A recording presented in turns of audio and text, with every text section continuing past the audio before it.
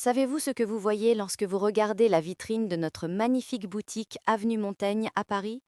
De l'éclat, de la richesse, et surtout ce nom écrit en lettres dorées, Maison du Bois, c'est-à-dire la maison de couture du bois.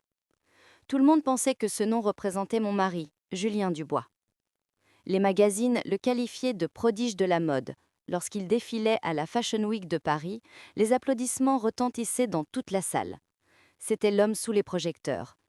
Julien, l'artiste au charme ravageur, qui sirotait son champagne et parlait de ses muses dans les interviews. Et moi? Moi, c'est Solène. Moi, j'étais dans les coulisses pendant que les applaudissements retentissaient, une aiguille dans la bouche, essayant de recoudre la fermeture éclair d'un mannequin qui avait éclaté. Les doigts calleux, les yeux crus de fatigue. J'étais la femme silencieuse dans l'ombre du génie Julien. Mais je vais vous confier en secret. Julien n'avait jamais tenu de ciseaux de sa vie.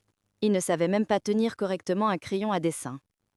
Chaque couture, chaque motif, chaque pli de tissu dans les vitrines, dans les magazines, sur les podiums, tout cela était le fruit de mon esprit, de mes mains.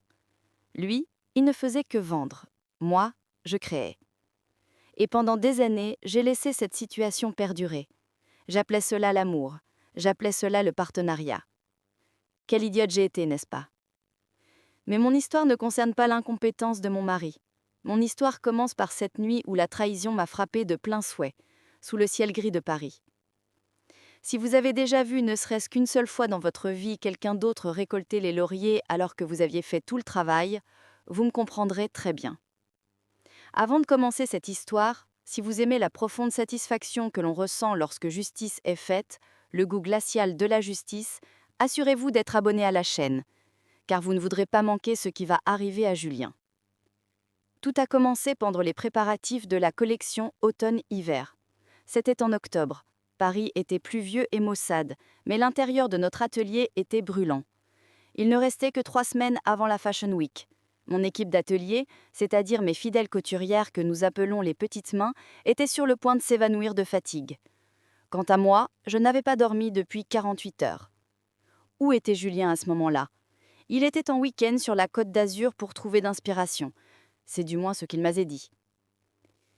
Il était 3 heures du matin. J'avais entre les mains la pièce maîtresse de la collection, une robe en soie bleu nuit. Le tissu était si délicat qu'il pouvait se tacher au moindre souffle. À ce moment-là, la porte de l'atelier s'est ouverte. Je ne m'y attendais pas. Julien devait encore passer 2 jours en voyage. J'ai entendu ses pas, le bruit sourd que faisaient ses chaussures italiennes en cuir si particulières et si chères sur le parquet. Mais il n'était pas seul. J'ai entendu ce petit rire derrière lui. Ils n'ont pas allumé la lumière. J'étais dans la mezzanine de l'atelier, assis à mon bureau derrière de grands rouleaux de tissu, travaillant à la lumière d'une petite lampe de bureau. Je pouvais voir en bas dans le bureau principal, mais eux ne pouvaient pas me voir dans l'obscurité. « C'est ici, Julien? Ça sent très mauvais. Ça sent le tissu et la sueur, » dit une voix féminine. Cette voix m'était familière, très familière. C'était Valérie, le mannequin russe de 22 ans qui devait devenir le nouveau visage de notre marque. Julien a ri. Ce n'était pas son rire charismatique qu'il utilisait devant la presse, mais seulement le rire arrogant qu'il avait quand il avait bu. Ne t'inquiète pas, ma chérie. Cet endroit va bientôt appartenir au passé. Du moins, les fossiles qui s'y trouvent. L'aiguille que je tenais dans ma main s'enfonça dans mon doigt. Par réflexe, je portai mon doigt à ma bouche pour empêcher le sang de couler sur le tissu en soie. Je retins mon souffle. Valérie demanda en gloussant « Tu parles de Solène ?» Cette femme me regarde toujours bizarrement, c'est comme si elle déchirait mes vêtements du regard. « Solène, » dit Julien. Je ne peux pas vous décrire le ton méprisant dans sa voix. On dirait qu'il parlait d'un plat qui lui donnait la nausée. Solène n'est qu'une couturière sans vision, Valérie. C'est une couturière, ce n'est pas une artiste. Elle transpose ma vision sur le tissu depuis des années, mais elle a vieilli, elle est dépassée. La marque a besoin de sang neuf, du sang comme le tien. En bas, je pouvais voir qu'ils étaient assis sur mon bureau, sur mes dessins. Julien prit les croquis que j'avais dessinés, ceux que j'avais dessinés nuit après nuit sans dormir. « Cette collection, » il dit en agitant les feuilles dans les airs, « ce sera son dernier travail. Après la Fashion Week, j'annoncerai une grande révision. Le conseil d'administration est déjà dans ma poche. Nous allons mettre Solène en congé pour épuisement créatif. Et ensuite, le protocole de divorce entrera en vigueur. » Valérie demanda « Et s'il y a des problèmes ?» Après tout, l'entreprise.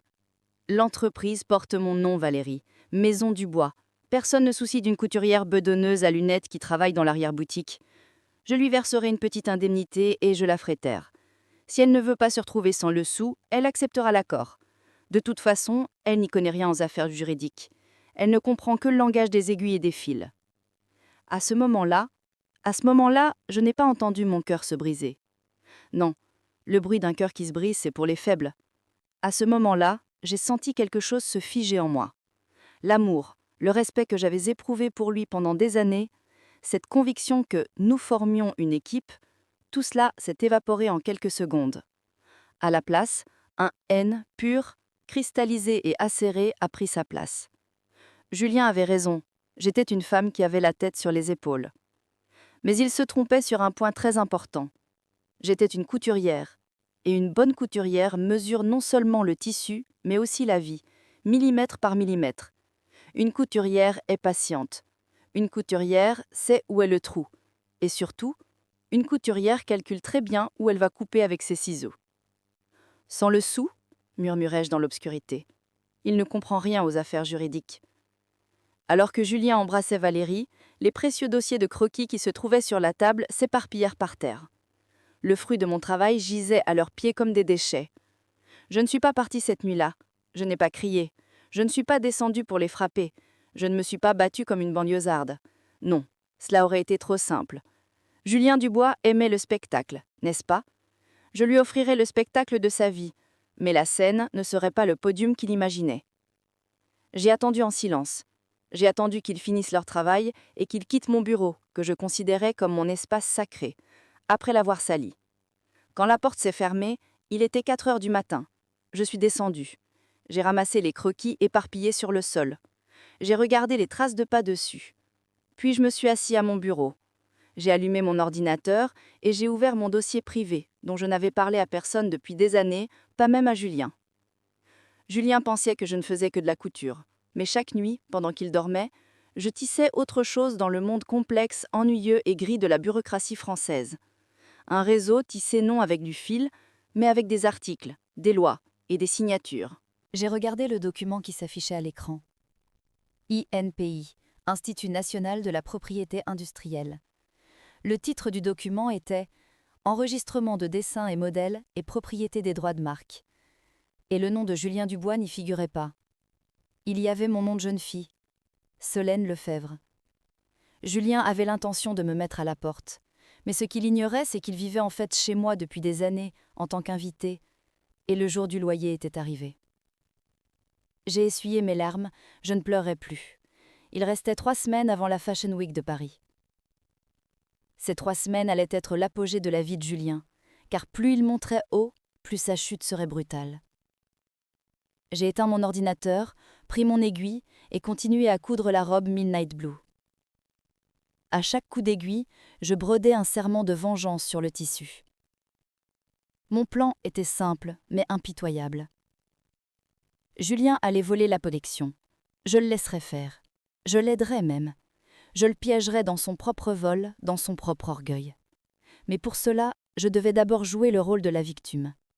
Le lendemain matin, j'accueillerais Julien avec mon sourire fatigué et docile habituel. « Bonjour mon chéri, comment s'est passé ton voyage ?» lui dirais-je. Le jeu avait commencé, et les cartes avaient été distribuées, mais Julien ne se rendait même pas compte qu'il y avait un joker sur la table. Il était 8 heures du matin. Paris se réveillait, mais chez nous, le soleil ne s'était pas encore levé.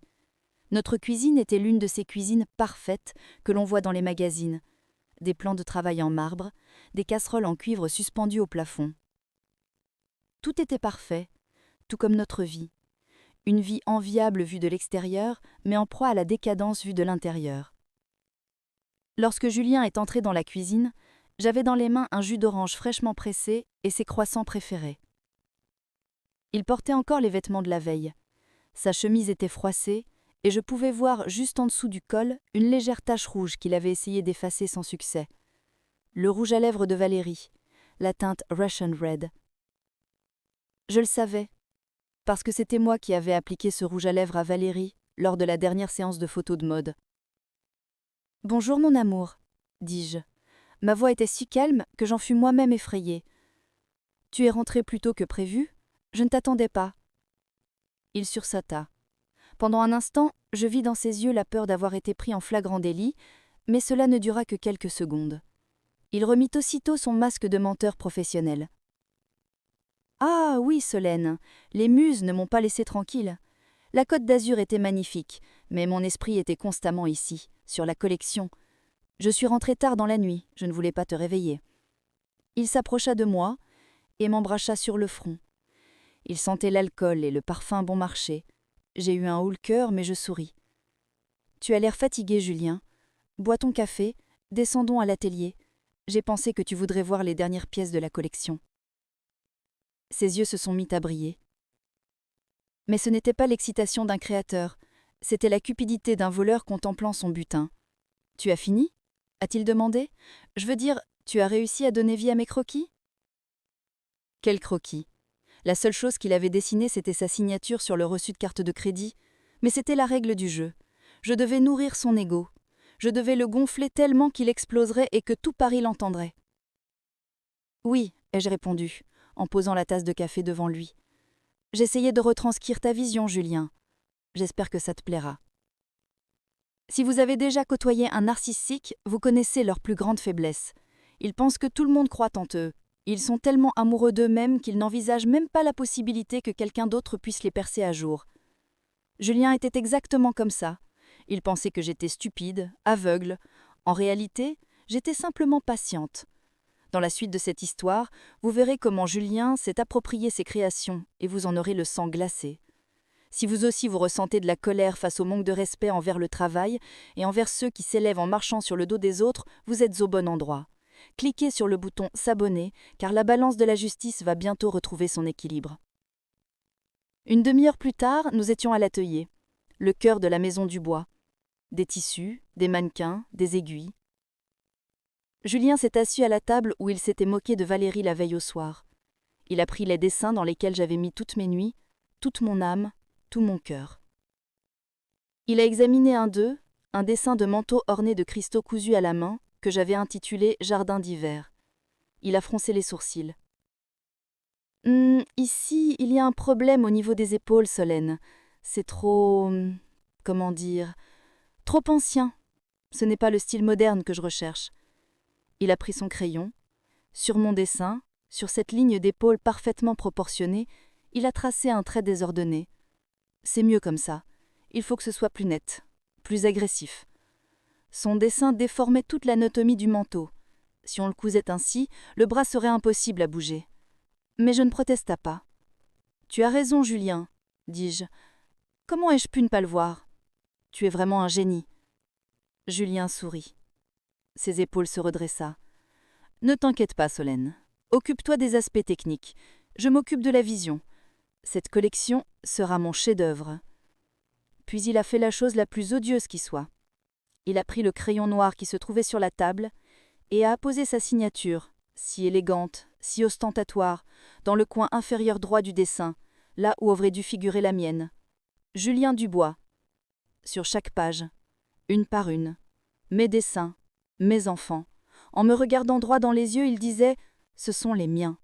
Et moi, les mains liées dans le dos, je ne faisais que regarder. « Valérie viendra aux répétitions aujourd'hui », a-t-il dit, en finissant la signature. Elle portera la pièce finale, la robe bleu nuit. La robe sur laquelle j'avais mordu mon doigt la nuit dernière pour ne pas la tacher de sang. « Super, dis-je. Je vais prendre ces mesures. »« Ce n'est pas nécessaire, » répondit Julien en souriant. « Je connais tes mesures. Je suis sûre qu'il lui ira parfaitement. » Quand il est sorti de l'atelier, j'ai immédiatement pris mon téléphone. Non, je n'ai pas appelé ma mère pour pleurer. J'ai composé le numéro enregistré sous coiffeur dans mon répertoire. La voix de l'autre coquet au fil dit « Cabinet Maître Lambert, vous pouvez déposer votre plainte. » Maître Lambert, l'avocat spécialisé en propriété intellectuelle le plus redoutable et le plus impitoyable de Paris. Et mon compagnon de classe au lycée. « Allô Claire ?» dis-je. « Nous passons à la deuxième phase du plan. »« Il a signé ?» demanda-t-elle. Sa voix était pleine d'excitation. « Tout, répondis-je. De sa propre main. Il a signé tous les dessins. Et demain, lors de la conférence de presse, il annoncera au monde entier que ses dessins lui appartiennent. Claire ria. Génial, nos enregistrements à l'INPI sont sous clé depuis 2019. Solène. En signant, il a signé son arrêt de mort. Mais tu dois être patiente. Nous devons attendre le jour du défilé. Le crime doit être commis publiquement, sur le podium, sous les spotlights, alors que tout le monde l'applaudit. J'attendrai, répondis-je. J'attends depuis 10 ans, Claire. Je peux attendre 3 semaines de plus. Quand j'ai raccroché, on a sonné à la porte. Valérie est entrée. Elle arborait son sourire faux et collant. Elle ne portait qu'un t-shirt et un jean, mais elle se comportait comme si elle était la propriétaire de Chanel. « Bonjour Solène », dit-elle en étirant mon prénom. « Julien m'a dit que j'étais venue pour les répétitions. J'espère que cela ne te dérange pas. » Elle regarda autour d'elle, jeta un œil à la table où elle s'était assise la veille.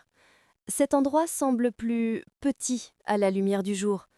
Je me suis approchée de lui. J'avais mon maître-ruban à la main. « Bienvenue Valérie », lui ai-je dit. « Ce n'est pas un problème. Cet endroit est peut-être petit, mais on y fait de grandes choses. Viens, je vais prendre tes mesures. » J'ai passé le mètre autour de son cou. J'étais si près que je pouvais sentir son souffle. Nos regards se sont croisés dans le miroir. « Julien dit que tu es très doué, » dit Valérie, d'un ton moqueur. « Mais tu as l'air un peu fatigué. Tu penses à la retraite ?» J'ai serré un peu le maître-ruban, juste un peu. Son souffle s'est légèrement coupé.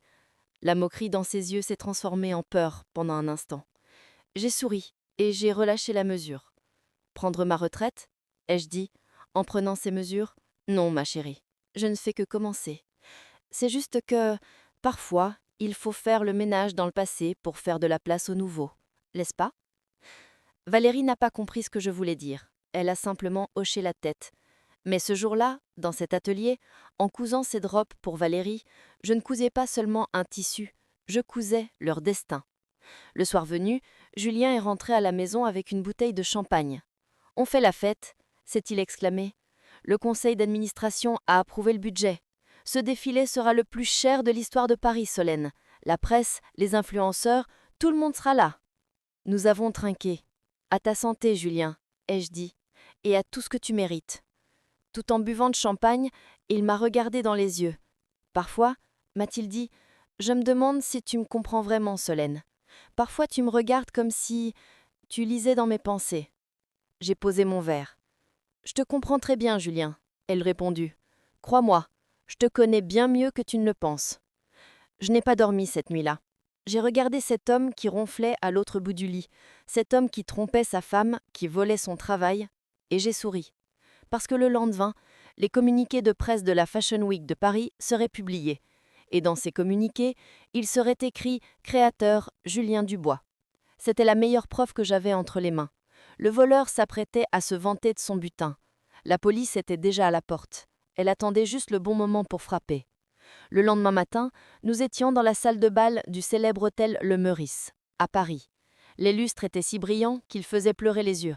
Ou peut-être que ce qui me faisait pleurer était de voir mon mari sur scène, vêtu de la veste que j'avais dessinée, se vanter auprès de la presse avec mes propres mots. La salle était bondée. Vogue, Elle, Harper's Bazaar, tous les vautours du monde de la mode étaient là.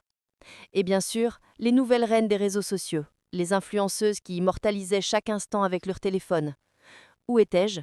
Au dernier rang, derrière les colonnes. Je portais une robe noire, simple, presque aussi couvrante qu'une robe de nonne. Je voulais être invisible. Parce qu'aujourd'hui n'était pas mon jour. C'était le jour où Julien allait signer son arrêt de mort. Julien a pris le micro, Valérie se tenait à ses côtés. Elle portait une version plus courte et plus odée de la robe Midnight Blue que j'avais cousue pour elle cette nuit-là. « Mesdames et messieurs, » dit Julien, sa voix était celle d'un baryton bien travaillé. « Cette collection est le reflet de mon âme. Je l'ai baptisée Renaissance, parce qu'il s'agit de la renaissance de la Maison Dubois. » Une salve d'applaudissements retentit dans la salle. Ces créations, poursuivit-il en montrant le grand panneau sur lequel étaient affichés mes dessins, sont le fruit de mes nuits blanches, de ces crises de créativité solitaires et douloureuses que j'ai traversées sur les côtes de la Côte d'Azur. Seul ? Il parlait de ces nuits solitaires où il sabrait le champagne avec Valérie. J'ai senti une brûlure dans mon estomac. Ce n'était pas une envie de vomir, mais une pure colère. Mais mon visage est resté figé dans un sourire de cils. À ce moment-là, Madame Bernard, une critique de mode chevronnée du Figaro, a levé la main. J'aimais cette femme. Elle avait le sens du détail. Monsieur Dubois, dit-elle en regardant par-dessus ses lunettes, je constate un changement technique notable dans votre collection, en particulier dans les techniques de couture où la discipline classique de la haute couture des années 1950 se mêle à des coupes modernes. Comment avez-vous géré cette complexité technique? Les détails des épaules dans vos dessins, c'est une merveille d'ingénierie. Julien hésita. Je pouvais voir à 30 mètres de distance qu'il transpirait, que la sueur perlait sous son fond de teint coûteux. Il ne comprenait rien à la technique. La seule chose qu'il savait de la discipline de la haute couture, c'était son prix exorbitant. Il chercha mon regard dans la foule. C'était un regard qui disait « Sauve-moi ». Et moi, fidèle à mon rôle d'épouse dévouée, je me frayai un chemin à travers la foule. « Si tu le me permets, mon amour », dis-je, sans m'approcher de la scène depuis l'endroit où je me trouvais. Ma voix tremblait, mais elle était audible. Toutes les têtes se sont tournées vers moi. Valérie a levé les yeux. « Mon mari », ai-je dit, en me tournant vers Madame Bernard, est un artiste visionnaire. Il imagine, nous, l'équipe technique, nous ne faisons que réaliser. Julien a travaillé pendant des jours sur les détails des épaules, sur papier. Il m'a dit « Solène, je veux que le tissu défie la gravité. Ce n'est pas seulement un couturier, c'est un architecte. » Julien a poussé un soulagement. « Oui, a-t-il dit, tout de suite reprenant confiance en lui. C'est exactement ça, Solène. Je suis l'architecte du tissu. » Tout le monde dans la salle a gobé ce mensonge. Mais ce que j'ai fait, ce n'est pas le sauver. Je venais d'attester devant des centaines de témoins et de caméras que la propriété intellectuelle de ses créations lui appartenait, selon ses propres mots. Si vous avez déjà rencontré dans votre vie un manager ou un collègue qui vendait vos idées comme si elles étaient les siennes, vous comprenez la satisfaction froide que je ressens en ce moment. Aimez cette vidéo pour me faire sentir que je ne suis pas seule. Car ce que je m'apprête à faire, ce n'est pas seulement pour moi, mais pour tous ceux qui restent dans l'ombre. À la fin de la présentation, les serveurs ont commencé à distribuer du champagne. Les dossiers de presse ont été distribués. C'était là, mon grand coup. Julien, grisé de son ego, ne l'avait pas remarqué, mais j'avais ajouté un petit supplément au dossier de presse, envoyé à l'imprimerie ce matin-là. Dans l'élégant dossier noir remis à chaque journaliste se trouvaient les croquis des pièces principales de la collection. Et sous chaque croquis figurait la signature humide et ostentatoire que Julien avait apposée la veille soir. Normalement, les maisons de couture ne communiquaient pas leurs dessins techniques à la presse, par crainte d'être copiés. Mais j'avais convaincu Julien en lui disant « Cela prouvera ton talent, nous devons exposer tes dessins ».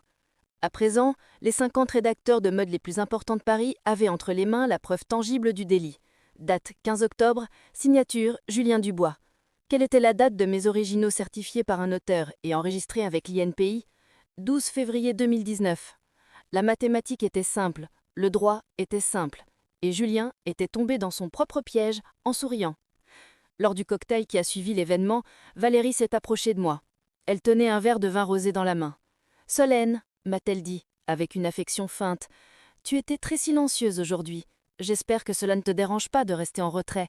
Après tout, Julien est né pour être une star, n'est-ce pas? Certaines personnes sont des lumières, d'autres ne sont que des ombres. » Elle a pris une gorgée de vin et en a accidentellement renversé un peu sur ma robe noire. « Oups !» a-t-elle dit, sans paraître du tout désolée. « Je suis très maladroite. Mais ne t'entête pas, tu es habillée en noir. La tache ne se verra pas, tout comme toi. » Quelques mannequins autour de nous gloussèrent. Je regardais la tache sur ma robe. C'était la robe que j'avais portée à l'enterrement de ma mère. Elle était sacrée pour moi. À ce moment-là, j'avais envie d'arracher les cheveux de Valérie, de défaire son maquillage impeccable avec mes ongles. Aïe! La fille de banlieue qui sommeillait en moi hurlait. Mais Solène, la couturière en chef de maison Dubois, se contenta de sortir un mouchoir en soie de son sac. « Ce n'est pas grave, Valérie », ai-je dit, en essuyant calmement la tache. « Les taches partent, mais certaines traces ne partent jamais. Ce tissu est résistant. J'espère que les fines soies que tu portes pourront résister à la tempête qui approche. » Valérie fronça les sourcils. « Quelle tempête? La météo annonce du soleil. » Je souris. « On ne sait jamais avec le temps à Paris, ma chérie. Tout peut changer en un instant. » Je me retournai et me dirigeai vers la sortie. Julien discutait en riant avec un groupe d'investisseurs. Il me remarqua même pas. Une fois dehors, je pris une grande bouffée d'air frais. Mon téléphone vibra. C'était un message de Claire. « J'ai reçu le dossier de presse. Excellent travail, Solène. La chaîne de preuves est complète. Je déposerai la demande d'injonction demain matin. Le jour du défilé, les huissiers et la police seront là. Es-tu prête? J'ai regardé mon téléphone. J'ai regardé les rues de Paris, les boutiques de luxe, ce monde scintillant. Ce monde était conçu pour engloutir ceux qui restaient silencieux. Mais ils avaient oublié une chose. Le silence n'est pas toujours synonyme de faiblesse. Parfois, le silence est le calme avant la tempête. Je suis prête, ai-je écrit. Et à ce moment-là, j'étais vraiment prête. Je n'étais pas seulement prête à détruire mon mari, mais aussi ce faux royaume. Mais il y avait une chose que je n'avais pas prise en compte. En rentrant chez moi, j'ai vu que la porte de mon bureau était ouverte. Le coffre-fort de Julien. Le couvercle était entrouvert et le dossier qui aurait dû s'y trouver, contenant les actions de la société, avait disparu. Mon cœur s'est arrêté de battre. Julien avait-il soupçonné quelque chose et s'était-il emparé des actions, ou avait-il un plan encore plus terrible? La guerre allait être plus sanglante que je ne l'avais imaginé. Accroupi au milieu de la pièce, devant le coffre-fort ouvert, je n'ai pas ressenti de la peur, c'était plutôt un vide, un immense vide qui résonnait dans mon estomac, dans mes poumons, dans mon esprit. Le coffre-fort de Julien était la boîte noire de notre mariage. Il ne contenait pas seulement de l'argent liquide ou des bijoux, mais aussi les actions fondatrices de notre entreprise, Maison du Bois. Julien détenait 51% des parts et moi 49%. Mais les statuts de l'entreprise comportaient une clause spéciale ajoutée par mon père. Les transferts d'actions ne pouvaient se faire sans l'accord écrit de l'autre associé. Le dossier avait disparu, Julien avait décidé de voler non seulement mes dessins, mais aussi ma présence dans l'entreprise. Ma première réaction a été, comme une amateur, de décrocher immédiatement le téléphone et de lui crier dessus. J'ai ouvert l'écran du téléphone, les mains tremblantes, mais juste avant d'appuyer sur la touche d'appel, je me suis arrêtée. Non, Solène, m'ai-je dit. Un tailleur mesure 2 fois avant de couper le tissu. La seule chose que tu couperais maintenant, c'est ta propre gorge. J'ai pris une profonde inspiration, j'ai fermé le couvercle métallique froid du coffre-fort. Julien était stupide, mais rusé. S'il avait acheté les actions, cela ne voulait pas dire pour autant qu'il allait les vendre immédiatement. Il allait probablement les utiliser comme moyen de pression, comme monnaie d'échange, ou encore pire, il allait les mettre un gage pour obtenir un gros crédit. Les exigences de Valérie n'étaient pas bon marché. Cette fille ne commençait pas sa journée sans manger du caviar dans les restaurants les plus chers de Paris. Je me suis levée, je me suis dirigée vers mon bureau. Julien ne comprenait rien à la technologie. Ses mots de passe étaient toujours les mêmes, 1, 2, 3, 4, 5, 6, ou Julienne de Best. Il ne me fallut que 3 minutes pour accéder à son compte cloud. Les emails. La boîte de réception, vide. La corbeille, vide. Mais le dossier brouillon, ah, Julien, un coupable revient toujours sur les lieux du crime, même dans le monde digital. Dans les brouillons, il y avait un email non enregistré. Dans le champ destinataire, un nom familier, Antoine Rossi. Je connaissais Rossi. C'était l'usurier du monde de la mode. Il avait une société d'investissement qui semblait légale, mais tout le monde savait que Rossi rachetait à bas prix des marques en difficulté, les vidait de leur substance et en revendait les restes. C'était un vautour. Le brouillon de l'email disait « Cher Antoine, les documents pour la vente en bloc de 30% dont nous avons parlé sont prêts. Solène n'en est pas au courant et n'a pas besoin de lettres. J'ai l'autorisation du conseil d'administration. Discutons des détails demain midi à l'avenue. J'ai besoin de cette trésorerie avant le défilé. » Mes yeux se sont voilés. Il ne se contentait pas de me tromper, il ne se contentait pas de voler mon travail, il vendait l'entreprise, cette maison que nous avions construite avec le capital de mon père, à un usurier, et ce, sans que je le sache, de manière illégale. Si en regardant cette vidéo vous vous dites « à sa place, j'aurais détruit cette maison », je vous comprends, le sang bouillonnait dans mes veines. Mais je vous promets que la colère n'est pas un plat qui se mange chaud. La colère est mortelle lorsqu'elle est congelée et servie. Il était plus de minuit, mais je ne pouvais pas dormir. Je me suis immédiatement rendue dans mon armoire. Je savais quelle Antoine Julien porterait le lendemain. Cet homme narcissique portait toujours son costume bleu marine à double bottonnage de coupe italienne pour les réunions importantes. J'ai sorti le costume de sa housse. J'ai ouvert ma boîte à couture. Savez-vous quel est le plus grand atout d'un tailleur? L'aiguille? Les ciseaux? Non, c'est la discrétion. On peut cacher des mondes entiers dans la doublure d'une veste sans que personne ne s'en aperçoive de l'extérieur. J'ai reçu le petit dispositif d'écoute de la taille d'une pièce de monnaie que j'avais commandé sur Internet. J'ai ouvert la doublure du col gauche de ma veste juste au niveau du cœur, à l'aide d'un scalpel très fin. J'ai placé le dispositif entre la doublure et la toile, puis, à l'aide d'une technique appelée couture invisible, je l'ai cousu de manière à ce qu'il soit invisible. Lorsque Julien se rendra à cette réunion demain, il ne portera pas seulement un mensonge sur son cœur, mais aussi un témoin qui enregistrera ses propres aveux. Le lendemain, Paris est ensoleillé. Julien est sorti de chez lui en sifflonnant. Il portait sa veste bleu marine à double botonnage. « Souhaite-moi bonne chance, ma chérie. Je vais rencontrer un gros investisseur. Nous allons internationaliser la marque. »« Bonne chance, » lui ai dit, en lui faisant signe de la main. « J'espère que tout ira comme prévu. » Après son départ, je me suis assise à la table de la cuisine, j'ai mis mes écouteurs et j'ai ouvert l'application sur mon téléphone. Le son était clair, le bruit du moteur de la voiture, la musique classique à la radio et Julien qui marmonnait tout seul. « Tu es riche, mon garçon. Quand ce sera fini, tu seras riche. » 1 heure plus tard, il était à l'avenue. Le bruit des curseurs, le tintinement des verres, et Antoine Rossi, avec sa voix grave et menaçante. « Julien, dit Antoine, sa voix ressemblait à un sifflement de serpent. C'est une affaire risquée. Un transfert d'actions sans la signature de ta femme, d'après le droit commercial. » « Laisse tomber le droit, Antoine, » l'interrompit Julien. Sa voix était trop sûre d'elle. Solène n'est rien. Elle se comporte comme une simple femme au foyer. C'est moi le cerveau de l'entreprise. La marque, c'est moi. Les créations, c'est moi. Elle ne fait que coudre. Quand le divorce sera prononcé, je lui donnerai 3 ou 4 sous de pension alimentaire. Elle se taira. De toute façon, elle n'a pas d'âme. Rossi rit. Un rire sec. Et la propriété intellectuelle? Les droits sur la marque? L'enregistrement des créations? Si demain cette femme se met à dire « tout ça m'appartient », mon investissement partira en fumée. C'était le moment décisif. J'ai retenu mon souffle. Julien éclata de son rire dégoûtant. « Antoine, mon ami, Solène est incapable d'écrire son nom. Tous les dessins ne sont pas enregistrés à mon nom, mais qui s'en soucie? L'opinion publique est de mon côté. La presse est de mon côté. La marque Maison Dubois, c'est mon nom de famille. Pas le sien.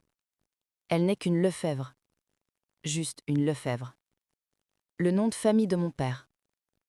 Le nom du notaire le plus honnête de cette petite ville poussiéreuse. » Une larme coula de mes yeux. Mais ce n'était pas de tristesse. C'était parce que j'avais entendu les derniers mots qui seraient gravés sur la pierre tombale de Julien. Rossi semblait convaincu. « D'accord, » dit-il. « Je prends les actions en garantie. En échange, je te donne les 2 millions d'euros dont tu as besoin pour le défilé. Mais à une condition. Si après le défilé, les actions ne me sont pas officiellement transférées, c'est-à-dire si Solène pose problème, je m'empare de toute la société. Et je te fais mettre en prison pour fraude. » Julien n'hésita pas un instant. « Marché conclu, » dit-il. « À la tienne. » J'ai retiré mes écouteurs. Ma main tremblait, mais pas de peur, d'adrénaline. Julien venait de tenter de vendre la société sans en avoir l'autorisation, commettant ainsi un délit de fraude qualifié, et il avait enregistré. J'avais désormais 3 armes redoutables entre les mains. 1. Vol de conception, prouvé par les documents d'Olympie. 2. Fausse déclaration. Enregistrement vidéo de la conférence de presse. 3. Fraude d'entreprise. L'enregistrement audio de la négociation du transfert d'actions avec Rossi. J'ai appelé Claire. « Tu as écouté ?» lui ai-je demandé. La voix de Claire ressemblait à celle d'un lion qui a acculé sa proie. « Tout. J'ai écouté en direct, Solène. Cet homme n'est pas seulement un voleur, c'est aussi un idiot. L'accord qu'il a conclu avec Rossi relève de la fraude à l'encontre d'un tiers de bonne foi. Ce n'est plus seulement une affaire de dommages et intérêts. C'est une affaire qui relève du tribunal pénal. Que faisons-nous ? Ai-je demandé. Appelons-nous la police maintenant ? Non, a répondu Claire. Attends. Il reste 5 jours avant le défilé. Attends que Rossi transfère l'argent sur son compte. Le délit doit être consommé. Dès qu'il aura reçu l'argent, il sera engagé dans une voie sans retour. Laisse-le dépenser cet argent. Qu'il achète des cadeaux à Valérie. Qu'il dépense des millions pour les décors. Quand il n'aura plus d'argent et que la police frappera à sa porte, Rossi lui sautera à la gorge. Nous le verrons se battre contre 2 ennemis à la fois. J'ai raccroché. Le soir venu, Julien est rentré à la maison ivre et joyeux. « Tout a très bien marché », s'exclamait-il. « L'investisseur a adoré mon projet. Solène, je te le promets, après ce défilé, notre vie va changer. » Je l'ai regardé, dans les yeux. J'ai vu le vide, l'absence dans son regard. « Oui, Julien, » j'ai répondu en lui tendant un verre d'eau. « Notre vie va certainement changer, j'en en doute pas. » Ce soir-là, quand nous sommes couchés, Julien s'est endormi immédiatement.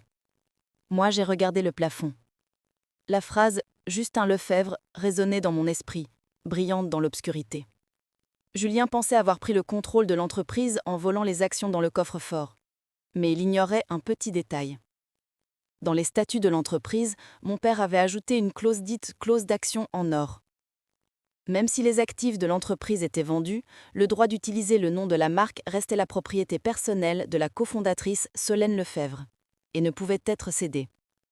Alors, savez-vous ce que Julien avait vendu à Rossi pour 2 millions d'euros?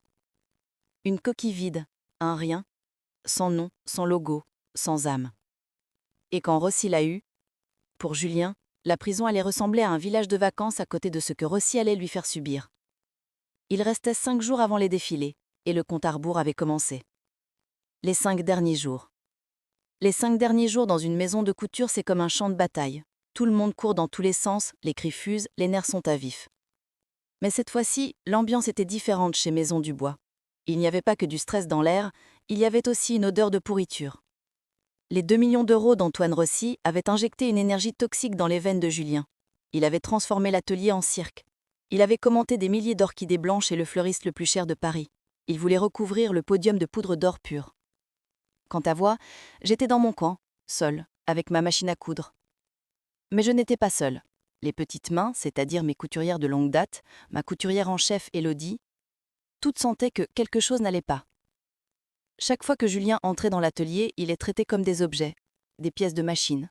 « Plus vite, ces coutures sont travers. Vous êtes aveugle ou quoi? Je vous paie pour rien. » Élodie est venue vers moi les yeux remplis de larmes.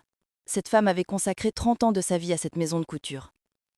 Ses doigts étaient des baguettes magiques qui créaient des œuvres d'art. « Madame Solène, Monsieur Julien dit que nous allons nous licencier. Après le défilé, il va délocaliser la production au Bangladesh. » « C'est vrai ?» Je lâchai l'aiguille que je tenais dans ma main. Je pris les mains tremblantes d'Élodie. C'était ça le plan de Julien. Il allait mettre à la porte non seulement moi, mais aussi tous ceux qui faisaient l'âme de cette marque. Il allait transformer la marque en un modèle de main-d'œuvre bon marché, étiquette chère. « Élodie, dis-je en la regardant dans les yeux. Tu me fais confiance ? Je vous donnerai ma vie, madame. Alors écoute-moi bien. Quoi qu'il arrive le jour du défilé, quand les lumières s'éteindront, quand les policiers entreront, tu n'auras pas peur. Tu rassembleras l'équipe et tu sortiras par la porte derrière. Je te promets que personne ne se retrouvera au chômage. Mieux encore, vous aurez une augmentation. Mais Julien ne sera plus votre patron. » Élodie ne comprit pas mais ne posa pas de questions. La peur dans ses yeux fit place à la confiance. C'est ça le leadership. Ce n'est pas crier, c'est être un port dans la tempête. Si vous avez déjà souhaité que justice soit faite un jour contre un patron qui vous opprimait, la fin de cette histoire sera une thérapie pour vous. Ce soir-là, Julien est rentré à la maison avec un petit coffret en velours. Mon cœur a se mis à battre un instant avec un espoir stupide. Était-il peut-être repenti? Avait-il peut-être un reste de conscience? « Regarde, a-t-il dit, en ouvrant le coffret. À l'intérieur, il y avait un collier en diamant éblouissant d'un -5 carats. Son éclat illuminait la pièce. « Il est magnifique, n'est-ce pas ?» a-t-il dit, en tenant le collier à la lumière. « Valérie le portera, lors du défilé de clôture. Il brillera sur sa robe Midnight Blue. La presse va adorer Solène. » La facture du collier dépassait du bord de la boîte. Je l'ai regardée du coin de l'œil. Cartier, 150 000 euros. Sur le compte de l'entreprise, c'est-à-dire l'argent qu'il avait reçu de Rossi, enregistré comme fonds de roulement et qu'il avait détourné à son profit. « Très bien, dis-je en voix glacée. Il ira très bien au cou de Valérie. J'espère que son cou pourra supporter un bijou aussi lourd et le prix élevé que ce bijou lui coûtera. » Julien a ri. Il était trop ivre pour comprendre l'ironie. « Tu es trop tendue, Solène. Détends-toi un peu, c'est notre victoire. » La veille du défilé, répétition générale. Le Grand Palais avait été loué, un lieu immense et somptueux. Le podium était installé, les lumières étaient réglées. Julien, micro à la main, donnait des ordres comme un dictateur. « La musique, plus fort. Les lumières doivent se concentrer sur Valérie. Que personne ne me fasse d'ombre. » Il est venu me voir pendant la répétition. « Solène, m'a-t-il dit, j'ai fait un changement pour le défilé final de demain. »« Ah bon ?» ai-je répondu. « Normalement, le créateur et le couturier en chef saluent ensemble. »« Oui, je sais, mais j'ai réfléchi, tu n'es pas habituée au projecteur. Tu seras nerveuse, tu transpireras, ça ne sera pas très élégant. C'est pourquoi Valérie et moi monterons sur le podium pour la finale. Toi, tu t'assieras au premier rang, à côté des investisseurs. Tu applaudiras de là. » Il m'excluait de mon propre défilé, de mon propre travail, de ma propre scène. Il me réduisait au rang de spectateur. Ce n'était même pas la goutte d'eau qui faisait déborder le vase, c'était le coup de marteau qui le brisait. D'accord, Julien, ai-je dit. Comme tu veux. La scène est à toi. Les projecteurs sont à toi. Mais n'oublie pas, plus les projecteurs sont brillants, plus les ombres sont sombres. Je me suis retournée et j'ai marché vers la sortie. En sortant, j'ai appelé Claire. Demain, ai-je dit. L'opération commence. Claire a répondu. Le procureur a signé l'ordre solennel. Les huissiers, les policiers en civil, tout le monde est prêt. Exactement 45 minutes après le début du défilé, lors du défilé final, nous fermerons les portes. De retour chez moi, je me suis placée devant ma garde-robe. Que porterai-je demain? Le costume de la pauvre femme assise dans le coin qui applaudissait? Non. Demain, je n'allais pas à l'enterrement de la marque que j'avais créée, mais à ma propre renaissance. Pas de noir. Je porterai du blanc. Un costume blanc pur, immaculé, puissant. Car demain n'était pas un jour de deuil, demain était un jour de purification. Quand je me suis couchée, Julien n'était pas encore rentré. Il était probablement en train de fêter ses succès avec Valérie. J'ai fermé les yeux, et pour la première fois depuis des mois, j'ai trouvé un sommeil paisible, parce que je savais, demain, à cette heure-ci, Julien Debois ne serait plus une légende, mais une histoire édifiante. Nous étions dans les coulisses du Grand Palais. Si de l'extérieur cet endroit ressemblait à un temple dédié à l'art, à l'intérieur, c'était un véritable champ de bataille. Des centaines de personnes couraient dans tous les sens. Des mannequins à moitié nus étaient traînés d'un centre à l'autre. Les maquilleurs criaient, les coiffeurs apportaient les dernières retouches. L'air était imprégné d'un mélange de lac, de parfums coûteux et d'une odeur de sueur pure et âcre. Il était 19 heures. Le défilé allait commencer dans 1 heure. Julien se tenait au milieu des coulisses comme un général. Mais pas un général confiant en son armée, plutôt un dictateur paranoïaque, craignant une rébellion à tout moment. « Pourquoi ces lumières ne sont-elles toujours pas réglées ?» criait-il à l'équipe technique. « Si je vois la moindre ombre sur le visage de Valérie, je vous vire tous !» Et puis je suis entrée. Normalement, les jours de défilé, je devenais invisible. Je m'habillais en noir, je restais dans un coin et je recousais les boutons arrachés. Mais pas aujourd'hui. Lorsque je franchis la porte, le chaos dans les coulisses s'arrêta un instant. Je portais un smoking blanc nacré, aux lignes épurées, masculin mais extrêmement élégant, que j'avais cousu de mes propres mains. Je n'avais pas attaché mes cheveux en chignon comme d'habitude. Ils tombaient sur mes épaules. Sur mes lèvres, je portais le rouge à lèvres rouge que Julien avait l'habitude de voir sur Valérie. Ma couturière en chef, Élodie, a suspendu le fer à repasser qu'elle tenait en main. Ses yeux se sont mis à briller. Julien s'est tourné vers moi. Il ne m'a pas reconnu tout de suite.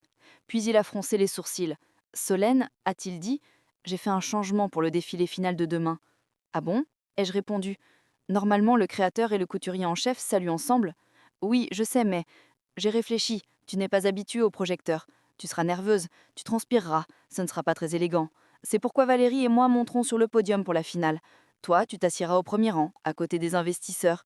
Tu applaudiras de là. » Il m'excluait de mon propre défilé, de mon propre travail, de ma propre scène. Il me réduisait au rang de spectateur. Ce n'était même pas la goutte d'eau qui faisait déborder le vase, c'était le coup de marteau qui le brisait. « D'accord, Julien, » ai-je dit. « Comme tu veux. La scène est à toi. Les projecteurs sont à toi. Mais n'oublie pas, plus les projecteurs sont brillants, plus les ombres sont sombres. » Je me suis retournée et j'ai marché vers la sortie. En sortant, j'ai appelé Claire. « Demain, » ai-je dit. « L'opération commence. » Claire a répondu. Le procureur a signé l'ordre solennel. Les huissiers, les policiers en civil, tout le monde est prêt. Exactement 45 minutes après le début du défilé, lors du défilé final, nous fermerons les portes. De retour chez moi, je me suis placée devant ma garde-robe. Que porterai-je demain? Le costume de la pauvre femme assise dans le coin qui applaudissait? Non. Demain, je n'allais pas à l'enterrement de la marque que j'avais créée, mais à ma propre renaissance. Pas de noir. Je porterai du blanc. Un costume blanc pur, immaculé, puissant. Car demain n'était pas un jour de deuil. Demain était un jour de purification. Quand je me suis couchée, Julien n'était pas encore rentré. Il était probablement en train de fêter ses succès avec Valérie. J'ai fermé les yeux, et pour la première fois depuis des mois, j'ai trouvé un sommeil paisible. Parce que je savais, demain, à cette heure-ci, Julien Debois ne serait plus une légende, mais une histoire édifiante. Nous étions dans les coulisses du Grand Palais. Si de l'extérieur cet endroit ressemblait à un temple dédié à l'art, à l'intérieur, c'était un véritable champ de bataille. Des centaines de personnes couraient dans tous les sens. Des mannequins à moitié nus étaient traînés d'un cintre à l'autre. Les maquilleurs criaient, les coiffeurs apportaient les dernières retouches. L'air était imprégné d'un mélange de lac, de parfums coûteux et d'une odeur de sueur pure et âcre. Il était 19 heures. Le défilé allait commencer dans 1 heure. Julien se tenait au milieu des coulisses comme un général. Mais pas un général confiant en son armée, plutôt un dictateur paranoïaque, craignant une rébellion à tout moment. Pourquoi ces lumières ne sont-elles toujours pas réglées ? Criait-il à l'équipe technique. Si je vois la moindre ombre sur le visage de Valérie, je vous vire tous. Et puis je suis entrée. Normalement, les jours de défilé, je devenais invisible. Je m'habillais en noir, je restais dans un coin et je recousais les boutons arrachés. Mais pas aujourd'hui. Lorsque je franchis la porte, le chaos dans les coulisses s'arrêta un instant. Je portais un smoking blanc nacré, aux lignées purées, masculin mais extrêmement élégant, que j'avais cousu de mes propres mains. Je n'avais pas attaché mes cheveux en chignon comme d'habitude. Ils tombaient sur mes épaules. Sur mes lèvres, je portais le rouge à lèvres rouge que Julien avait l'habitude de voir sur Valérie. Ma couturière en chef, Élodie, a suspendu le fer à repasser qu'elle tenait en main. Ses yeux se sont mis à briller. Julien s'est tourné vers moi. Il ne m'a pas reconnu tout de suite, puis il a froncé les sourcils. « Solène » a-t-il dit. « Qu'est-ce que c'est que cette tenue ? Pourquoi es-tu habillée en blanc ? Tu devais ressembler à une veuve en deuil, mais pas à une mariée qui se rend à son mariage. Tu vas t'asseoir au premier rang, tu ne dois pas attirer l'attention. » Je m'approchai de lui. Je me mis si près de lui que je pouvais sentir la sueur froide sous son parfum coûteux. « Aujourd'hui est un jour de fête, Julien, » dis-je. C'est le jour où le destin de la Maison du Bois a changé. Le blanc symbolise la pureté, un nouveau départ. Julien s'agitait nerveusement. Peu importe, ne reste pas dans mes pattes et vérifie la fermeture de Valérie. Il ne faudrait pas qu'il y ait un problème. La fermeture de Valérie n'est plus mon problème, répondis-je calmement. Tu as une assistante pour ça. Aujourd'hui, je suis ici uniquement en tant que cofondateur. Julien semblait vouloir dire quelque chose, mais à ce moment-là, le directeur de production cria « Les portes s'ouvrent, les invités commencent à arriver !» Je me suis avancée vers l'avant. J'ai jeté un œil dans la salle par l'entrebas du rideau. La crème de la crème de Paris était là, les rédacteurs en chef de Vogue, des acteurs célèbres, des investisseurs milliardaires. Et au premier rang, Antoine Rossi. Accompagné de ses 2 gardes-corps, les jambes croisées, il attendait le spectacle pour lequel il avait déboursé 2 millions d'euros. Mais je ne cherchais pas leur regard. Je cherchais des hommes en costume, au visage sérieux postés à des endroits stratégiques dans la salle, près des portes de sortie. Et je les ai vus. Des policiers en civil. Et au milieu, Claire, assise avec une mallette blanche à la main. Elle m'a regardé. Elle a légèrement hoché la tête. Nous sommes prêts. Si votre cœur bat la chamade comme le mien en ce moment, respirez profondément, car cette scène est le moment où la justice se tisse avec patience. Et croyez-moi, la patience est toujours récompensée, sauf pour les voleurs, bien sûr. En retournant dans les coulisses, je suis tombée sur Valérie. Elle portait une robe bleu nuit. Autour du cou, elle arborait un collier en diamant d'une valeur de 150 000 euros, acheté avec l'argent volé. Elle tremblait. « Je suis très nerveuse », m'a-t-elle dit en me regardant. « Et si je tombe ? Et si je marche sur la traîne de ma robe ?» Normalement, je lui aurais donné de l'eau pour la calmer. Mais cette fois-ci, je lui ai tendu un miroir. « N'aie pas peur de tomber, Valérie. N'aie pas peur de tomber. Tomber de haut fait mal. Mais le vrai problème, c'est que personne ne te relèvera quand tu t'écraseras au sol. Julien ne pourra pas te rattraper. Il est en train d'essayer de se rattraper lui-même. » Valérie m'a regardée avec étonnement. « Que veux-tu dire ? » « Profite simplement de l'instant présent, ai-je dit. C'est ta première et probablement ta dernière grande défilée. Concentre-toi sur ta marche. » La musique a commencé, un rythme profond et entraînant. Les lumières se sont éteintes, seul le podium était éclairé. « C'est l'heure du spectacle !» cria Julien. J'ai croisé les jambes. J'ai regardé le pli impeccable de mon pantalon blanc. C'était douloureux de regarder le vol sur scène, mais le spectacle qui allait commencer dans quelques instants effacerait cette douleur à jamais. Julien m'envoya un baiser depuis les coulisses. Il voulait me dire « Tout va bien ». Je souris. Je ne lui renvoyais pas de baiser, je lui montrais simplement ma montre. Tic-tac, Julien. Tic-tac. Et le moment est arrivé. La finale. Les lumières du podium ont atteint leur maximum. La musique était un remix moderne de la 9e symphonie de Beethoven. Grandiose, bruyante et arrogante. Tout à fait Julien. Julien et Valérie sont apparus au bout du podium. Valérie flottait comme un cygne dans ma robe Midnight Blue. Julien lui tenait la main et levait l'autre bras en signe de victoire. Son sourire était si large qu'il semblait engloutir tout Paris. Les applaudissements, mon Dieu, ces applaudissements, la salle était en délire. Les gens s'étaient levés et criaient « Bravo !» Julien était au sommet de sa vie. Lorsqu'ils arrivèrent au milieu du podium, Julien se pencha, embrassa la main de Valérie et fit sa célèbre révérence, si bien travaillée, à la foule. Son regard croisa le mien. Au premier rang, vêtu d'un tailleur blanc immaculé, les jambes croisées, sa femme le regardait d'un air glacial. Il lui fit un clin d'œil. Ce regard disait « J'ai gagné, tu as perdu et j'ai gagné ». C'est à ce moment-là, à ce moment précis, j'ai légèrement levé ma main. C'était le signal que j'avais donné au technicien du son dans les coulisses. Clac! La musique s'est arrêtée d'un coup. Pas un fondu, pas une diminution progressive. Comme coupée au couteau, elle s'est tue brusquement. Au même moment, les projecteurs magiques, tamisés, couleur ambre, se sont éteints. À leur place, les lumières de travail blanches, froides et laides, utilisées dans les stades, qui révèlent tous les défauts, se sont allumées. Le charme était rompu. La salle était plongée dans un silence de mort. Les applaudissements sont restés en suspens. Personne ne comprenait ce qui se passait. Était-ce un problème technique ? Le sourire de Julien se figea. Il frappa le micro. Le son ? La lumière ? Que se passe-t-il, bon sang ? Cria-t-il. Sa voix résonna dans la salle silencieuse. L'homme charismatique avait disparu, remplacé par un enfant qui avait perdu le contrôle. À ce moment-là, les portes principales de la salle s'ouvrirent dans un grand fracas. 3 personnes entrèrent. En tête, un huissier de justice vêtu de sa robe officielle. Derrière eux, 2 policiers en civil. Et derrière eux, mon avocate Claire, un dossier à la main. Les hommes en costume se dirigèrent vers le podium, ce long podium sacré, en marchant avec leurs chaussures boueuses. Le monde de la mode était sous le choc. Les chuchotements se transformèrent en murmures. « Est-ce que cela fait partie du spectacle ?» demanda quelqu'un. L'huissier de justice s'est avancé jusqu'au milieu du podium, à côté de Julien. Il a ouvert le document qu'il tenait en main. Sa voix était forte et impassible. « Monsieur Julien Dubois. »« Qui êtes-vous ? Comment osez-vous ? C'est mon défilé. Virez-les !» L'huissier resta impassible. « Je suis Pierre Martin, huissier de justice au nom du ministère de la Justice. Je vous signifie la décision de saisie conservatoire et de mise en séquestre numéro 2024-458 du tribunal de grande instance de Paris. » Julien rit. Un rire nerveux, hystérique. « Quelle saisie ? De quoi parlez-vous » Le fonctionnaire lut à haute voix, de manière à ce que toute la salle puisse l'entendre.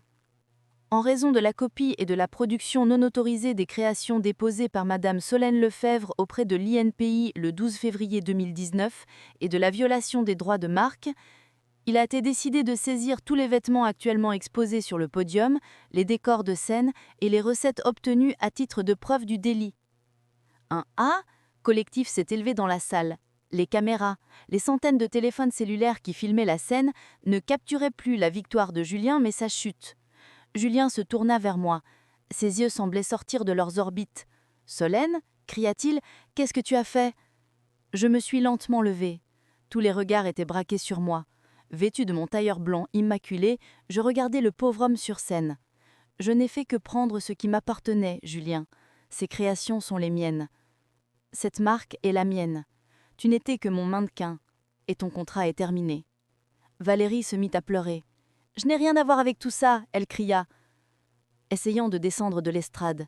Mais un policier s'est interposé. « Mademoiselle, la robe que vous portez figure également sur la liste des objets saisis, et le collier autour de votre cou. » À ce moment-là, un ruisement a retenti depuis le premier rang.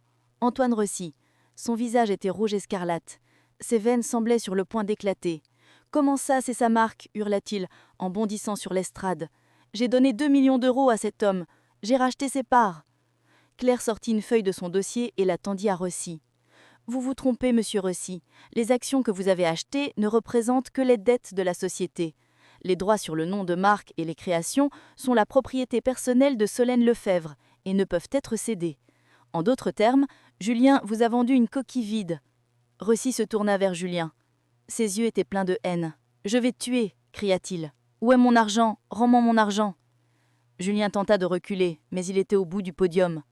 Derrière lui, il n'y avait que le vide. « Antoine, je peux t'expliquer, c'est un malentendu. » Le commissaire intervint. « Monsieur Dubois, vous êtes également sous mandat d'arrêt pour escroquerie aggravée et faux en écriture, non pas suite à la plainte de monsieur Rossi, mais en raison d'irrégularités constatées dans les registres bancaires. » Ils ont attrapé Julien par les bras. Lui, qui se prenait pour le roi de Paris, était maintenant traîné entre 2 policiers. « Solène, ne fais pas ça, on est une équipe, ne me laisse pas tomber !» suppliait Julien. Valérie se bataillait avec la policière qui essayait de lui retirer son collier. « C'est à moi, c'est un cadeau !» cria-t-elle. « Quant à moi, je me contentais d'observer. Je ne bougeais pas d'un puce. Mon visage ne trahissait ni joie ni tristesse, seulement de la sérénité. Alors qu'on emmenait Julien vers la sortie, il s'est retourné une dernière fois. Nos regards se sont croisés. J'ai remué mes lèvres pour lui murmurer un seul mot. Je suis sûre qu'il l'a lu. Échec. Il nous a fallu que 20 minutes pour passer du monde scintillant et parfumé du Grand Palais au mur gris de la préfecture de police de Paris. Julien était assis à l'arrière de la voiture de police, les mains menottées, son smoking coûteux froissé. Il n'a pas dit un mot de toute la promenade. Il était sous le choc. Son cerveau n'arrivait pas à assimiler la brutale chute qu'il venait de subir. Lorsque nous sommes entrés dans le commissariat, le spectacle était saisissant. D'un côté, Valérie, le maquillage coulant, pleurant « Je ne suis qu'un mannequin, il m'a trompé ». De l'autre, Antoine Rossi, accompagné d'une armée d'avocats qui envahissait le commissariat en criant « Je veux mon argent ». Et au milieu, Julien, le enfant prodige, affalé sur une chaise, la tête entre ses mains. Et moi, j'étais dans le bureau du commissaire, en train de faire ma déposition, une tasse de café chaud à la main. Claire était à mes côtés. Le commissaire a regardé le dossier et a hoché la tête. « Madame Dubois, pardon, Madame Lefebvre, a-t-il dit respectueusement. Le dossier est tellement solide qu'ils n'auront même pas besoin de se défendre. Les registres de l'INPI, les enregistrements audio, les mouvements bancaires, vous l'avez officiellement coincé. » Je pris une gorgée de café. Je ne l'ai pas coincé, commissaire, dis-je. Je l'ai juste laissé se pendre lui-même.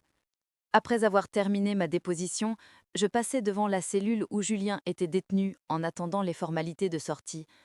En me voyant, il se jeta contre les barreaux. « Solène !» cria-t-il.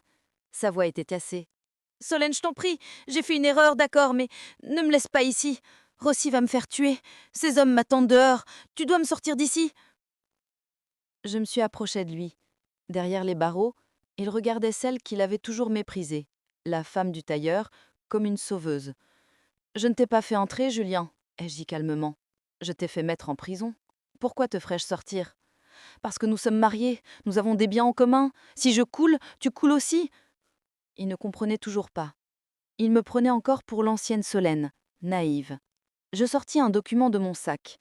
« En fait, dis-je en lui tendant le papier à travers les barreaux, pendant que tu cherchais l'inspiration avec Valérie sur la Côte d'Azur, j'ai fait jouer cette petite clause de notre contrat de mariage.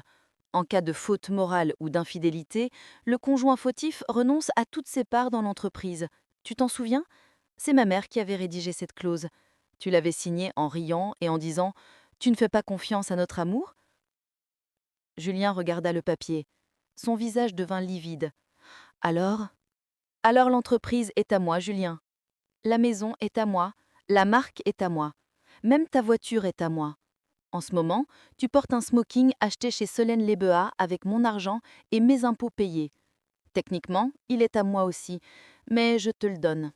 Tu seras élégant en prison. » Julien s'effondra. « Valérie ?» murmura-t-il. « Elle m'attendra ?» Je souris. C'était un sourire amer. « Valérie ? Elle vient de dire dans la pièce d'à côté que tu l'avais forcée à porter cette robe, que tu ne savais pas que tu avais volé ses créations et que tu l'avais menacée. Pour se sauver, elle t'a traité de harceleur et manipulateur, Julien. Ta petite amie t'a vendu au procureur. » La dernière lueur dans les yeux de Julien s'est éteinte. À ce moment-là, j'ai senti au plus profond de moi que la vengeance n'était pas un plat qui se mange chaud, mais froid. L'homme qui pleurait devant moi était celui qui m'avait volé mes années, ma jeunesse, mon travail. Et maintenant, il n'était plus rien. Si vous aussi, vous voulez montrer à quelqu'un qui vous a dit « sans moi tu n'es rien », qui est vraiment rien à la fin de la journée, partagez cette vidéo, car cette histoire est le cri de victoire de ceux qui restent silencieux. Quand je suis sortie du commissariat, il y avait une foule de journalistes dehors. Les flashs crépitaient. Les micros étaient tendus vers moi. « Madame Dubois, votre mari est arrêté. La marque est-elle finie ? Allez-vous faire faillite ? Est-il vrai que votre mari est un escroc ?» Vêtue de mon tailleur blanc, je me tenais la tête haute. J'ai regardé les caméras. « Maison Dubois est finie », ai-je déclaré d'une voix claire. « La marque des voleurs et des menteurs est morte ce soir. » Il y eut un moment de silence. « Et maintenant, que va-t-il se passer ?» demanda un journaliste. J'ai souri. Le tailleur de l'ombre avait disparu. « Demain, ai-je répondu, vous assisterez à la naissance de la maison Lefebvre. Les voleurs iront en prison et les artistes retourneront là où est leur place, dans leur atelier. Je suis montée dans ma voiture. Je suis rentrée chez moi, dans cette grande maison silencieuse. J'ai ouvert la porte, l'intérieur était vide. Les affaires de Julien, les traces de Valérie, je brûlerai tout cela demain. Je me suis assise dans le grand fauteuil antique du salon, j'ai enlevé mes chaussures et pour la première fois je me suis sentie vraiment libre. Mais mon téléphone a sonné. C'était Claire. « Solène ?» a-t-elle dit. Sa voix était tendue. « Il est peut-être trop tôt pour se réjouir. »« Pourquoi ?» j'ai demandé. « Julien est en prison. L'argent de Rossi a disparu. Tout est fini. »« Rossi, » dit Claire. « Il vient d'appeler un tueur à gages qui vient d'être libéré sous bâillance. Ce n'est pas Julien qu'il vise, c'est peut-être toi. Parce que tu es désormais la propriétaire légale de l'argent. Rossi a compris qu'il ne pourrait pas récupérer l'argent après Julien. Il prévoit maintenant de venir te voir, parce que tu es la seule à détenir l'argent. » J'ai raccroché. J'ai regardé par la fenêtre du salon, dans le jardin noir. Une ombre à Moju, où était-ce le vent?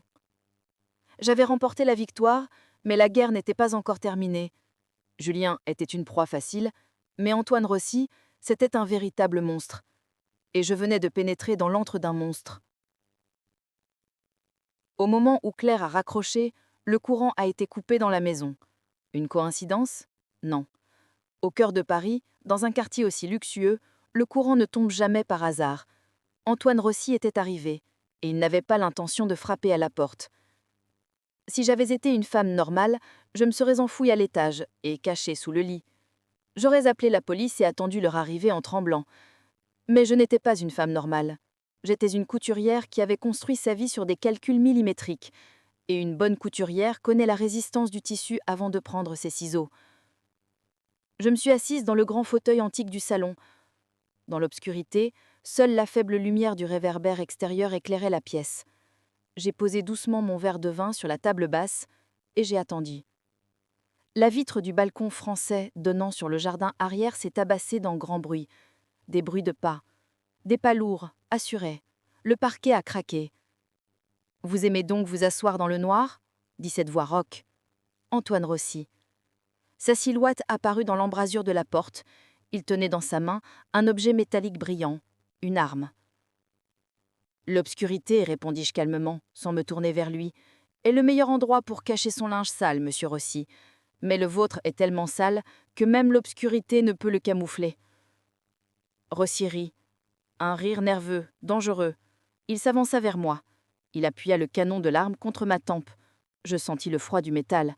« Ne fais pas le philosophe, dit-il. Où est mon argent? Ton idiot de mari m'a peut-être escroqué, mais c'est toi la propriétaire légale de cet argent. Tu vas immédiatement reverser ces 2 millions d'euros sur mon compte. Sinon, ce soir, seul ton cadavre sortira de cette maison. » Son bref m'a frappé le visage. Il sentait de l'alcool et du cigare. Avais-je peur? Bizarrement, non. La trahison de Julien avait aussi fait disparaître toute peur en moi. Il ne restait plus qu'une logique glaciale. « Je ne peux pas te donner cet argent, » dis-je en utilisant son prénom. Cela le rendit encore plus furieux. « Pourquoi? Tu n'as pas les codes? Tu dois appeler la banque? Fais-le immédiatement. »« Non, » répondis-je. « Je ne peux pas te donner cet argent parce qu'il n'est plus en ma possession. Il se trouve actuellement sur un compte bloqué du Bureau d'enquête sur les crimes financiers de France. » Rossi se figea. Son arme trembla. « Qu'est-ce que tu racontes ?» Je me suis levée. L'arme était toujours pointée sur ma tête, mais je m'en fichais. « Tu crois, » dis-je en le regardant dans les yeux, « tu crois que le jour où Julien t'a rencontré dans ce restaurant, je me suis contentée d'enregistrer la conversation? Tu crois que ce jour-là, je n'ai pas cherché à savoir qui était, que cette société d'investissement n'était en réalité qu'une façade pour l'enchir de l'argent? » Il recula d'un pas. « Julien, dès qu'il a versé ton argent sale sur le compte de la société, j'ai moi-même signalé la transaction suspecte à la banque, la veille du défilé. Donc, quand tu as envoyé cet argent, tu l'as en fait directement remis entre les mains de l'État. Cet argent est maintenant une preuve, Antoine. Et toi, en venant ici pour le récupérer, tu es tombé dans le piège. » Le visage de Rossi est devenu rouge écarlate. « Je vais te tuer, » a-t-il crié. « Je vais te tuer et m'enfuir. »« Où vas-tu t'enfuir » demandai-je. « Vers ta voiture dehors ou vers ton équipe qui t'attend 2 rues plus loin. Je regardais ma montre. Claire, en ce moment même, la police regarde en direct les images de la caméra de sécurité de ma maison. Ton entrée dans cette maison, ton arme, tes menaces, tout est enregistré. Et les policiers? À ce moment précis, des sirènes se mirent à retentir au bout de la rue, d'abord lointaines, puis de plus en plus proches. La facette de la maison fut soudainement illuminée par des gyrophares bleus et rouges. Une voix retentit dans un mégaphone. « Antoine Rossi, vous êtes encerclé. Lâchez votre arme et sortez les mains sur la tête. » Rossi paniqua. Il courut vers la fenêtre. Il regarda dans le jardin. Il y avait des policiers partout. Il se tourna vers moi. Ses yeux reflétaient une terreur pure. « Vous êtes le diable !» Je souris. « Non, Antoine, dis-je. Je ne suis qu'une femme que son mari qualifie de couturière sans vision. Mais tu vois, les couturières sont douées pour défaire les nœuds. Et ton nœud, lui, est défait. » La porte a été enfoncée. Les forces spéciales ont fait irruption dans la pièce. « À terre, ont-ils crié, et Rossi s'est retrouvé cloué au sol, les mains menottées dans le dos. Il me regardait. Ce puissant parrain de la mafia n'était plus qu'un moins que rien se débattant sur le sol. Si vous ressentez vous aussi le soulagement que j'ai éprouvé à ce moment-là, si vous êtes heureux de voir la fin des tyrans, abonnez-vous à la chaîne. Alors que Rossi était emmené, Claire est entrée. Elle était accompagnée du chef de la police. « Vous allez bien, madame ?» m'a demandé le chef. « Je ne me suis jamais sentie aussi bien, » ai-je répondu. Claire m'a prise dans ses bras. « C'est fini, Solène, » a-t-elle dit. « C'est vraiment fini. Rossi ne sortira jamais. Julien est déjà en prison. Valérie va être expulsée. » Les lumières de la maison se sont rallumées. Ce salon sombre et menaçant s'est à nouveau illuminé. Mais cette fois, la lumière était différente. Ce n'était pas la fausse lueur de Julien ou de Rossi, c'était la lumière d'une page blanche. Je pris mon verre de vin posé sur le fauteuil, il n'avait pas débordé. J'en pris une gorgée. Son goût était celui de la victoire. Mais l'histoire ne s'arrête pas là. Vaincre les méchants était la partie la plus facile. Le plus difficile était de sortir indemne des décombres et de construire un nouveau monde. Demain matin, l'enseigne Maison du Bois sera retirée, et à sa place, mon nom sera retendu, mais je ne serai pas seule. 6 mois plus tard, nous sommes devant cette boutique sombre et lugubre d'avenue Montaigne, mais le nom Maison du Bois n'apparaît plus dans la vitrine. Les lettres dorées et arrogantes ont été retirées. À leur place, un nom simple, élégant et écrit en lettres argentées a été accroché. Maison Lefebvre. Lorsque vous entrez, vous ne sentez plus les parfums lourds et l'odeur de la peur. Vous sentez le café frais, la lavande et surtout l'espoir. Descendons à l'atelier. Vous vous souvenez, Julien avait transformé cet endroit en prison. Les employés ne pouvaient pas lever la tête. Aujourd'hui, c'est une ruche en effervescence. Ma couturière en chef, Élodie, n'est plus simplement une employée, mais la directrice de production. À ses côtés, il y a de jeunes talents que nous avons dénichés dans les rues et les banlieues qui n'ont pas les moyens de suivre une école de mode, mais qui ont un don magique. L'un d'entre eux, Malik, un jeune migrant de 19 ans, me montre avec enthousiasme le tissu qu'il tient dans ses mains. « Madame Solène, regardez, j'ai fait cette coupe comme vous me l'avez apprise. Comment trouvez-vous » Je lui souris. « C'est parfait, Malik, mais ne m'appelez pas madame. Appelez-moi simplement Solène. » Et les autres? Vous vous posez la question, n'est-ce pas? Où est passé le trio de choc? Julien. J'ai eu des nouvelles de mon avocate Claire. Julien a été affecté à la blanchisserie de la prison. Celui qui disait autrefois « Je suis l'architecte du tissu » lave désormais le linge sale des détenus. Et vous savez ce qui est le plus ironique? Comme il ne sait pas repasser, il se fait constamment réprimander. Sa peine de 5 ans de prison a été confirmée. À sa sortie, il sera sans le sou et marqué à vie. Antoine Rossi. À perpétuité. Crimes financiers, menaces, attaques à main armée. Son casier est tellement chargé qu'il ne reverra jamais la lumière du jour. L'État a saisi sa fortune. Ce parrain de la mafia tant dérouté, il n'est plus qu'un numéro entre 4 murs. Valérie. Elle a été expulsée. Mais d'après ce que j'ai entendu, elle n'a même pas pu reprendre son ancienne vie à son retour dans son pays. Le monde de la mode adore les ragots. Une fois marquée du sceau de modelée complice de vol de création, aucune agence n'a voulu travailler avec elle. Aujourd'hui, elle essaie de vendre des thés détox sur Instagram. Et moi, Solène Lefebvre, je ne suis plus dans l'ombre, mais je ne suis pas non plus sous le projecteur, sur ces faux podiums. Je suis exactement là où je dois être, à ma table, mes ciseaux à la main, entourée des jeunes que j'ai formés. Aujourd'hui, c'est le premier défilé de la Maison Lefebvre, mais pas au Grand Palais, dans un parc public de Paris, Sur le podium, il n'y a pas de mannequin sur le point de s'évanouir de faim comme Valérie. Il y a de vraies femmes, des femmes de tous âges, de toute taille, de toutes couleurs. Mes créations ne sont plus seulement des décorations de vitrine, mais l'armure de femmes vivantes qui bressent. Je suis dans les coulisses. Suis-je nerveuse? Oui. Mais je n'ai plus peur, parce que cette marque n'est pas fondée sur des mensonges, mais sur le travail et la justice. Le rideau se lève, la musique commence. Cette fois-ci, ce n'est pas Beethoven, mais un morceau de jazz, joyeux et dynamique. Lorsque le premier mannequin monte sur le podium, les applaudissements fusent. Ces applaudissements ne ressemblent pas à ceux qui ont été adressés à Julien. Ils sont sincères, ils sont chaleureux. À la fin du défilé, Élodie me prend par le bras et me pousse vers la scène. « Allez, Solène, c'est ton moment. » Je monte sur le podium. Je porte une chemise blanche et un pantalon. Mes cheveux sont attachés en chignon. Les gens se lèvent. Je souris. Et dans cette foule, j'aperçois mon père, l'instant d'un instant. Ce notaire honnête. Il me regarde avec fierté. Mon histoire s'arrête ici, mes amis. Mon histoire a commencé comme une histoire de vengeance, mais elle s'est transformée en une histoire de liberté. Ceux qui me considéraient comme une couturière sans ambition n'ont pas vu que j'étais en train de coudre ma propre fin. Si vous ressentez vous aussi une période sombre dans votre vie, si votre travail est exploité, si votre voix est étouffée, n'oubliez pas que les meilleures coutures sont celles qui sont réalisées sur les tissus les plus difficiles. Et les ciseaux sont toujours dans les mains du tailleur. Vous seul décidez quand couper.